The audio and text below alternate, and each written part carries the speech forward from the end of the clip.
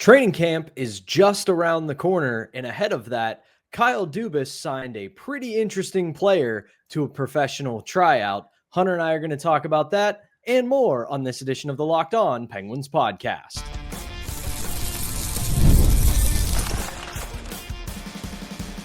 Your Locked On Penguins, your daily podcast on the Pittsburgh Penguins, part of the Locked On Podcast Network, your team every day. Welcome in to the Friday edition of the Locked On Penguins podcast. I'm one of your hosts, Patrick Damp. You can follow me across all social media platforms at Synonym for Wet. Joined as always by the one and only Hunter Hodes. You can follow him on Twitter at Hunter Hodes. You can give our show's Twitter account a follow at LO_Penguins. You can also find us on Instagram at LockedOn_Penguins. Of course, as always, we appreciate you making us part of your daily routine. Don't forget that we're free and available wherever you get your podcasts, as well as YouTube. Plus, if you follow us on YouTube, be sure to hit the notification button. That way you can be among the first to know when we drop our daily Monday through Friday episodes.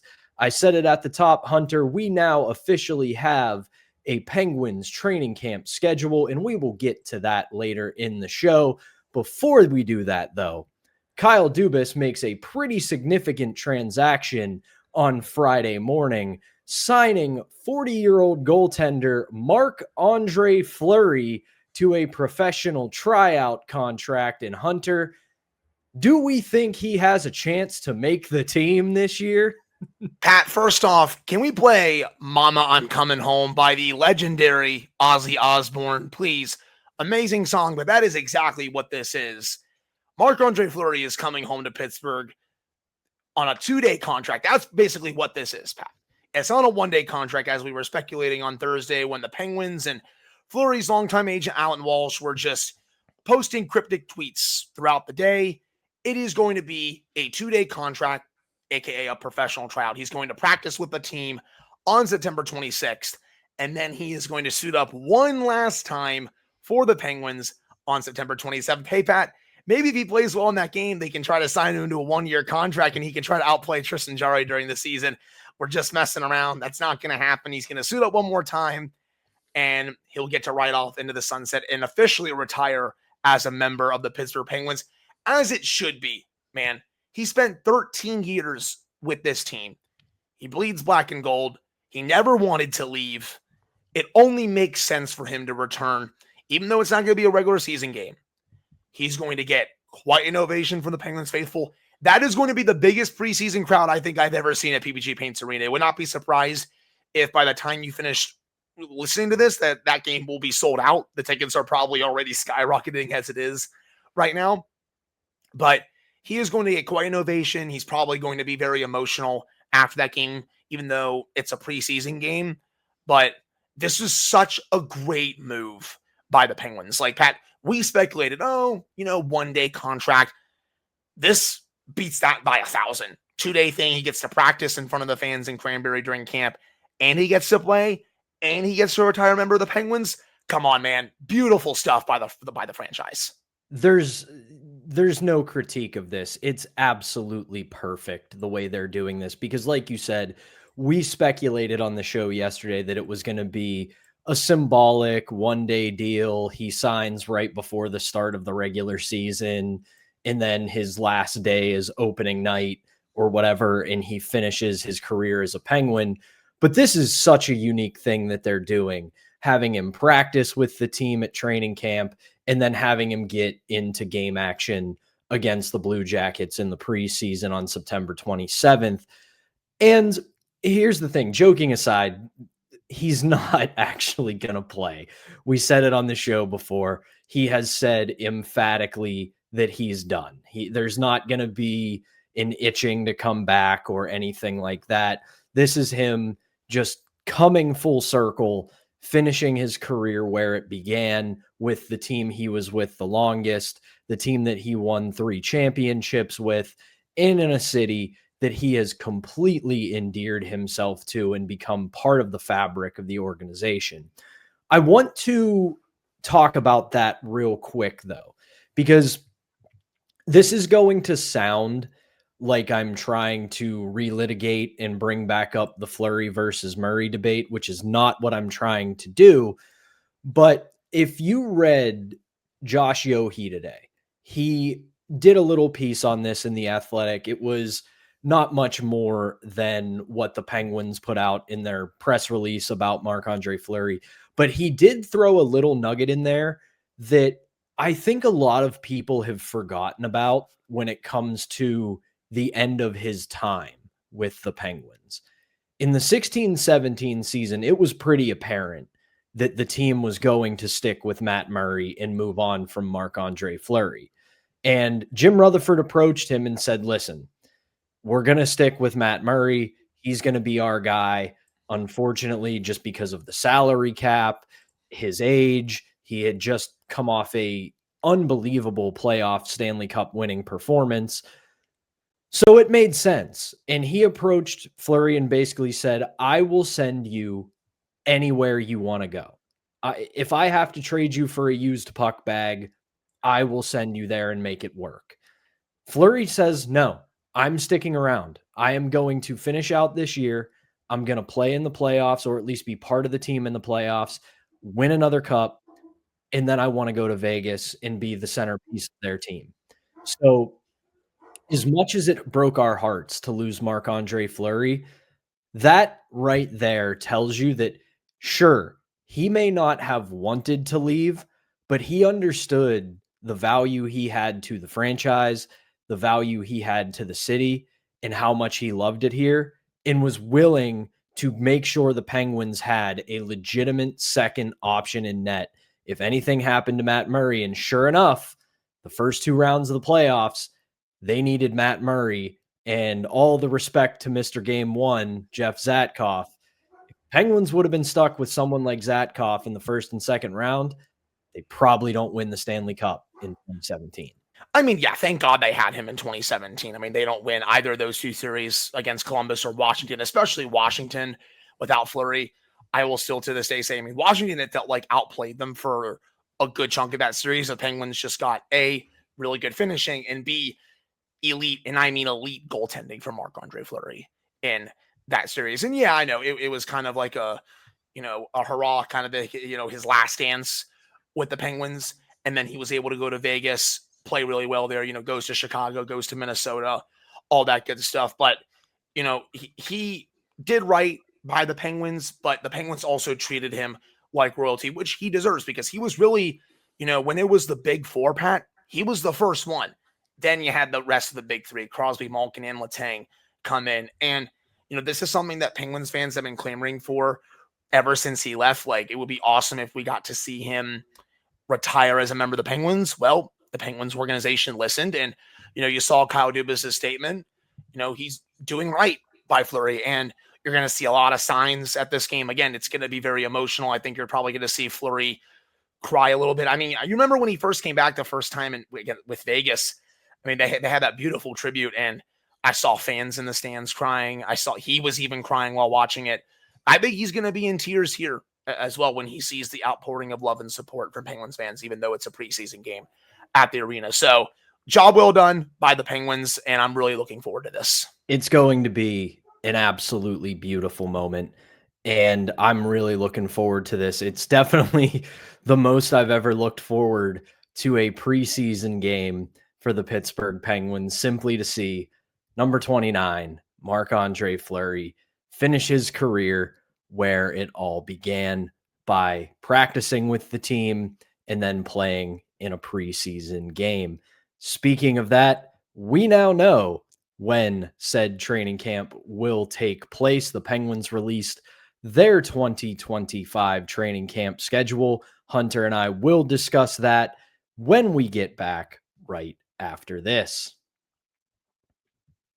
Before we do that, though, we've got to tell you about today's first sponsor, and that is Monarch Money. Most people can't name all of their financial accounts or even what they're worth, whether it's 401ks, properties, investments, or savings. And when you don't have that full picture, you can end up leaving money on the table.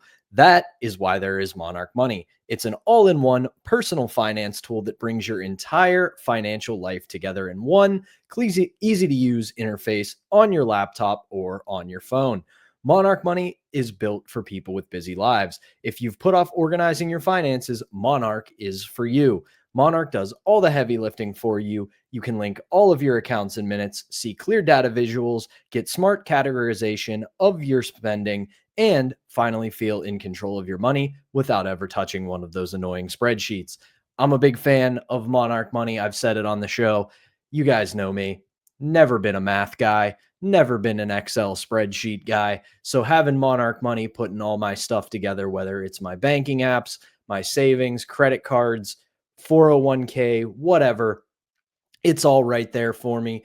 I don't got to switch between the apps or use an annoying Google spreadsheet. It's all right there in the Monarch Money app. So don't let financial opportunities slip through the cracks. Use code LOCKEDONNHL at monarchmoney.com in your browser for half off your first year. That's 50% off your first year at monarchmoney.com with the code LOCKEDONNHL. Back here on the Friday edition of the Locked On Penguins podcast, I'm Patrick Damp, right alongside Hunter Hodes, and you can just feel it, Hunter. I'd say the weather's getting a little bit cooler, even though it has been for the last week, but we're getting a little bit of a tick up in temperatures, but this isn't a meteorology podcast. It's a hockey podcast, but we're getting to that time of the year when the days are a little bit shorter, the mornings are a little bit crisper, and that means hockey is on the horizon. Today, the Penguins announced they will take the ice for the first time in training camp on Thursday, September 18th at the Lemieux Complex in Cranberry. They are going to be pretty busy in this training camp because we will save all the narratives, all the expectations and breakdowns for a later date when we get closer to it. But the Penguins begin their training camp September 18th. Their first group is on the ice, Group A at 8:45 a.m. Then Group B follows at 11:30 a.m. and then Group C at 2 p.m. This is essentially how the camp is going to start. 3 straight days of on-ice sessions, workouts, practices, you name it. September 21st, they have a off day where they will recover. It's going to be off-ice workouts. The public is not going to be part of that. Then it all gets going at the Bell Center on September 22nd. They will have their first preseason game at the Bell Center against the Habs. So, Hunter, this is a big training camp for the Penguins. We know they want to go young. We know that they've got plenty of new faces, but this is a pretty big camp with a new coach, new faces. It's going to be a lot to watch. First off, at least for me, I actually have to be an adult and wake up at a normal time instead of just waking up at 9:30 or 10 o'clock during some of my weekdays. That's okay. I'll wake up at 7:30, 7:45. I'll switch my sleep schedule around. I'm going to be at basically all those training camp practices, especially those first 3, even though the first group goes on at 8:45. I'll be there for basically all of those. So if you're ever there, you see me, come say hello. I'll chat with you and all that good stuff. But yeah, first 3 days, Pat, starts at 8:45. You obviously have that off day, which is nice because I believe the Steelers also play that day on the 21st. So nice of the Penguins to kind of accommodate all the Yinzer Steelers fans who are going to be trying to watch the Steelers that day. But as for camp as a whole, it's going to be competitive. Like last year's camp was also pretty competitive. I think this year's camp is going to be even more competitive. You have some of these younger players pushing for full-time spots in the NHL against veterans who have been there for a while. Like players like Noel Acciari, Kevin Hayes, Dayton Hyde, and I don't think anything is going to be a guarantee for those players. I think, some of those guys could be on the outside looking in if some of these younger pieces really push. Again, Rucker McGroarty, Ville Koivunen, Tristan Brose is going to push, Philip Hollander. And then on the left side, we've talked about a lot, Owen Pickering. He's going to be pushing a lot for a spot as well. So again, this is going to be a pretty competitive camp in terms of, some of these younger players trying to break through, get some of these roster spots for opening night. The backup goalie position we talked about ad nauseum too. Archer Shelovs versus Yoel Blomqvist, who will win there. I've given my take about, I think Shelovs has the inside track, but That's why you have the camp. That's why you have preseason and all that. I will say again, don't expect to see all the regulars in the preseason games. Obviously, you'll see the big three play when Fleury is there. Like, if you don't do that, like, what's the point of signing him to a 2-day contract here for a professional tryout? They'll play probably a game or two. Like, they'll have like a couple dress rehearsals, like the main squad. But a lot of the preseason games, it's going to be to see a lot of these younger players that are trying to push for NHL jobs, or some of these other younger players who may not be there yet, but they want to see them get into some game action. So the preseason is too long to begin with, but I do like watching those games for individual performances just to see how a lot of these younger pieces do. Like, I already know how a lot of these other veteran players play, but seeing some of these younger pieces play, that's what I'm excited about. But camp goes from September 18th, till October 1st, and then opening night right after that, 6 days after. So also, by the way, all practices free and open to the public in Cranberry. Yes. Well, I'm glad you brought this up, because normally, and we'll get more into our expectations, exactly what we're watching for and all that at a later date next week when we get ready for camp to open. But I'm glad that you brought up the preseason length, because in most years, I would agree with you that the preseason in training camp in the NHL is way too damn long. The Penguins are going to play 7 preseason games this year. Most years, I would look at that and go, do we really need 7 preseason games? This year, however, I think this could be a pretty nice little advantage for this club, because one, as we've said, as we've read, as we've heard, they want to go younger this year. So now you're going to get more time to get a look at some of these younger guys, some of these prospects, some of these in-between guys who you don't know if they're quite ready for the NHL or if they got to get some more seasoning in the AHL. You also have a brand new coaching staff. And with 7 games in the preseason across a pretty long training camp, he's going to get some solid runway to put his stamp on this team. And of course, these games are for the most part meaningless. They don't matter. It doesn't matter if they win, lose, tie, go to a shootout, go to overtime, whatever. But he's going to have 7 opportunities to tell this team, this is the system I am employing. This is how I expect you to play in it. And they're going to have plenty of film from the preseason to say, okay, did you do this right? Did you do this wrong? Here's where we got what we got to work on. Here's what we're doing well. So in most years, I'd look at a 7-game preseason and be like, this is ridiculous. Get to the regular season already. But for a new coaching staff with a bunch of new faces, I think this is a small advantage for the Penguins.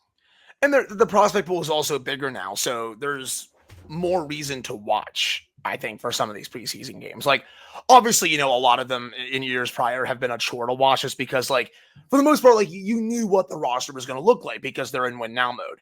Now, even though there's still a surplus of forwards, nothing is going to be given, as I said, to some of these veterans. So I do think it gives more of a reason for more fans to watch. And also, just because the prospect pool, it's better now. Like, is it top 10 in the league, in my opinion? No, I think it's average to maybe a little bit above average, but that's going to, I think, get more fans to watch, because they're going to be pretty excited about some of these young pieces that, even though some may not be ready right now, they could be ready a year or 2 from now. And they also want to see how the new system looks. Like, you're not going to fully see the new system in preseason. Like, they're going to be hiding some things. Like, you don't want to put all that on tape in the preseason. That would be kind of weird. But you're still going to potentially see some things that you may see during the regular season.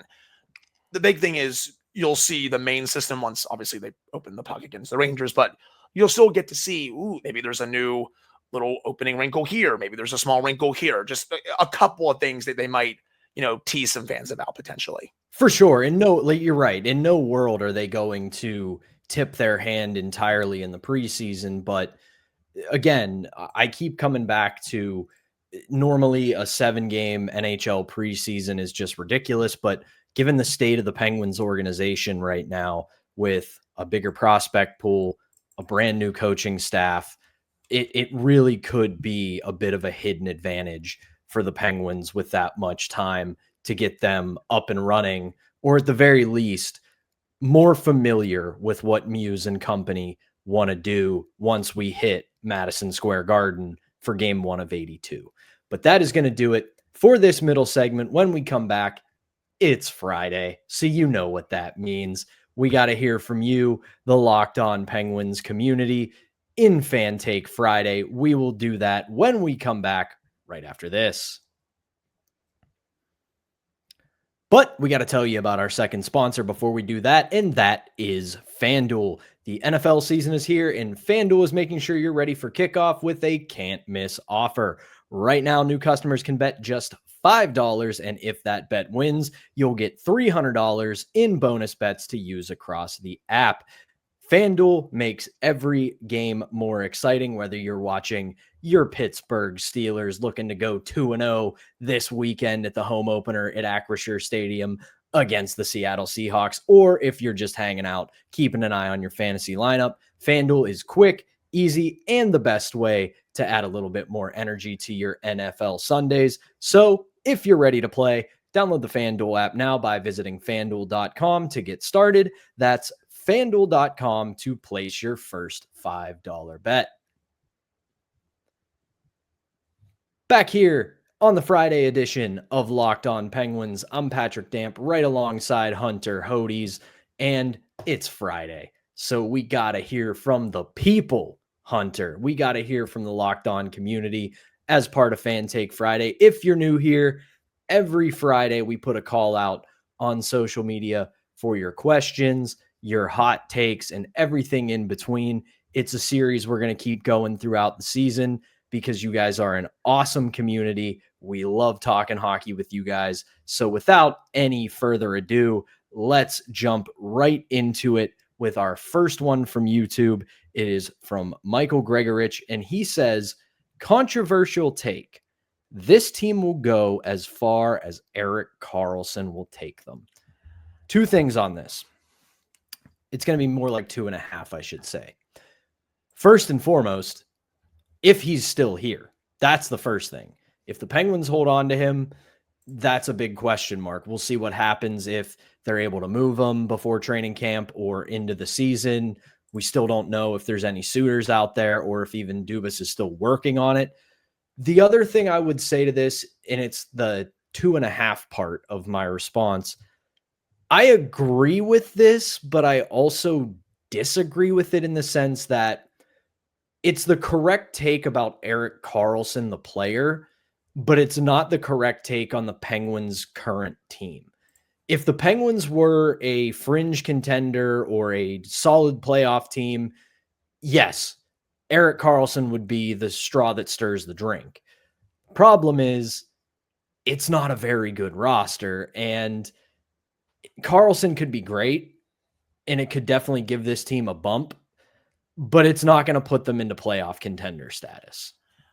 I think he is semi-right. They will go as far as the big guns take them. And I'm talking Crosby, Malkin, Letang, and Karlsson. Karlsson is part of that if he stays here the entire season, which is no guarantee. He's going to be here opening night at this point, Pat. I mean, training camp starts in less than a week. I think it would be kind of weird now if they just traded him before the season. I just don't think that's going to happen at this rate. I think if he gets traded, it's probably right before the deadline. But I think he's semi-right because what have I been saying all offseason? He is the only defenseman on this team that can carry the puck up the ice at an elite level and also drive offense from the blue line. He is very good in both of those areas. He's not as good of a power play quarterback anymore. That's why you saw Matt Grzelcyk replace him on that last year. But he is still very good at driving offense at 5-on-5. I've discussed some of the numbers a lot on the show. Again, he was top 5 among all defensemen in 5-on-5 points last season. So I think he's partly right. If they don't get him at an elite level this year or a higher level than what we've seen the last couple of seasons, you're going to keep seeing more of the same, if not worse, just because this team on paper is not very good. But even also outside of the big guns playing, like I will say this again, they'll go as far as they take them, but they also need some other things to go right as well. The goaltending to be better. Their special teams have to be better. You got to get the depth scoring. There's a lot of things that have to go right. So that's kind of where I stand on that. But I don't mind the take. That's for sure. No, it's a solid take. I think it's just slightly off. In concept, totally get it, totally understand it. I just think it's a tad off. Let's go to our next one, and this is a good one from Drake Barrett on YouTube. Flowers should sign a contract for the whole season and send Jarry to the minors. Okay. Everyone, get your tomatoes ready and start getting ready to chuck them at me, because I'm going to say this. I love Marc-Andre Fleury, one of my all-time favorite Penguins. He was not much better than Tristan Jarry last year. Marc-Andre Fleury played 26 games and had a save percentage of .899. Tristan Jarry played 36 and had .893. 10-game difference, and the other difference, Marc-Andre Fleury's 40. I love Flower, and I would love it if there was some kind of renaissance, but it wouldn't really be an upgrade this year. It'd be fun, man, but he's retired, guys. We're going to send him off into the sunset with one more preseason game. That'll be enough. For as fun and as chaotic as it would be to get, one more season of the Big Four with Fleury and Crosby, Malkin, and Letang, it's just not going to happen. And, I only see Jarry going to the minors if he really struggles again. But hey, that is a distinct possibility, just considering what we saw last year. And then at that point, you could have a tandem of Shelovs and Blomqvist or something like that, but we'll have to see. And then Pat, the final one, this comes from Pen68, says, guys, I'm going to say this. I don't care what comments were made this past week by Pat Brisson. Until you hear something from Sidney Crosby himself, I am not buying into any of this. And that's a totally fair take to have. Crosby kind of danced around this to media. I was listening to 32 Thoughts in the interview. I mean, he even said multiple times, Pat, he's not there yet. Like, he even said, I'm not at that point where I want to go to the Penguins and say, hey, I want to be traded. I don't agree with the direction that we're going. He even said he's not there. And there's no guarantee he's even going to get there. If I had to bet right now, I don't think he's going to get there. And I still think he is going to retire as a member of the Penguins. Do I think Brisson is trying to put some pressure on Dubas to speed this up? Sure. But good luck convincing him of that, because he wants to do what's right for the longevity of this franchise. He wants to bring them back to contention as urgently as possible, but you can't just rush it for the sake of it and hand out bad contracts that you are going to instantly regret. That's exactly what you did a couple off seasons ago. And look where those contracts are now. The Jarry contract stinks. The Graves contract stinks, et cetera, et cetera. So you got to walk a fine line with all that. So those are kind of my thoughts. I still don't think anything is going to happen unless something drastically changes. Yeah. So a little peek behind the curtain here for our listeners. Hunter and I briefly discussed and then decided not to do an entire episode on this after Brisson's comments, because obviously we're in that one last little dry period before training camp starts and we need stuff to talk about. I'm going to go with a little condensed outline of what we were potentially going to do an episode on. Here's the thing. I'll start with the comments. I know everyone's interpreting it as Brisson and Crosby softening the ground for a potential trade. And while that is not untrue, I do think it's a little bit more of a coded message to the Penguins. And the message isn't, you have to speed this up or trade me. I think it's saying we need to see a little more progress. We need to see that this is going in the correct direction. And we're not going to know that until the end of the year. We're not going to know that until the end of this season. We're not going to even know that until training camp of next year, depending upon what moves they make in free agency, who they draft, and where they finish. So that is still a long ways away. The other thing I want to get out there, and I'll blow through this quickly, is everybody is lining up to come up with these ideas for trades for Sidney Crosby. And the two most common places are Montreal and Colorado, because of Nate McKinnon and because of Crosby growing up a Canadiens fan. The thing is, when you dive deeper than just Nate McKinnon plays in Colorado and Crosby grew up a Habs fan, there's not a lot there for this to work. Colorado both does not have the cap space, nor do they have any real prospects that Kyle Dubas would be interested in. They're also very devoid of draft picks over the next 2 years. So there's really nothing there for Colorado to offer, either in their system or even off the roster for the Penguins. And then for Montreal, their biggest weakness in a pretty strong prospect pool is at center. They don't have any good young stud centers to send back because they're already on the roster, and you're not going to give those up because you want them to play with Sidney Crosby. So I look at this and I think it's fun.